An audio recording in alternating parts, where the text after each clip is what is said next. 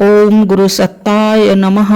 गायत्री महाविज्ञान तृतीय भाग। लेखक परम पूज्य गुरुदेव वेदमूर्ति तपोनिष्ठ पंडित श्री राम शर्मा आचार्य। आइए पढ़ते हैं, सुनते हैं और समझने का प्रयास करते हैं। गायत्री मंत्र के साथ स्वाध्याय शुरू करते हैं। ओम भूर्भुवः स्वः तत्सवितुर्वरेण्यं भर्गो देवस्य धीमहि धियो यो नः प्रचोदयात्। गंध साधना। नासिका के अग्रभाग पर त्राटक रचना इस साधना में आवश्यक है। दोनों नेत्रों से एक साथ नासिका के अग्रभाग पर त्राटक नहीं हो सकता, इसलिए 1 मिनट दाहिनी ओर 1 मिनट बाईं ओर करना उचित है। दाहिने नेत्र को प्रधानता देकर उससे नाक के दाहिने हिस्से को और फिर बाएं नेत्र को प्रधानता देकर बाएं हिस्से को गंभीर दृष्टि से देखना चाहिए।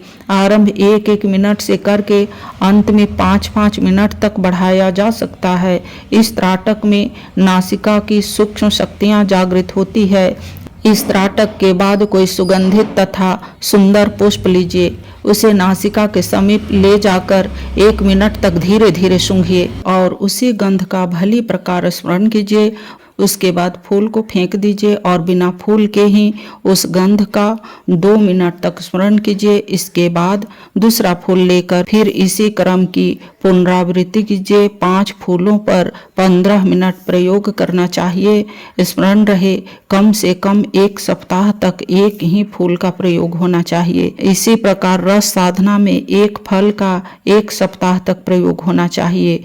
कोई भी सुंदर पुष्प गंध साधना के लिए लिया जा सकता है। भिन्न पुष्पों के भिन्न गुण हैं। गुलाब प्रेमोत्पादक, चमेली बुद्धिवर्धक, गेंदा उत्साह बढ़ाने वाला, चंपा सौंदर्यदायक, मोगरा संतानवर्धक, केतकी रोगनाशक, कदम शांतिदायक, कनेर उष्ण, सूर्यमुखी ओजस्वर्धक है। प्रत्येक पुष्प में कुछ सूक्ष्म गुण होते हैं। जिस पुष्प को सामने रखकर उसका ध्यान किया जाएगा, उसी के सूक्ष्म गुण अपने में बढ़ेंगे। हवन गंध योग से संबंधित है। किन्हीं पदार्थों की सूक्ष्म प्राण शक्ति को प्राप्त करने के लिए उनसे विधि पूर्वक हवन किया जाता है, जिससे उनका स्थूल रूप तो जल जाता है पर सूक्ष्म रूप से वायु के साथ चारों ओर फैलकर निकटस्थ लोगों की प्राण शक्ति में अभिवृद्धि करता है। सुगंधित वातावरण में अनुकूल प्राण की मात्रा अधिक होती है।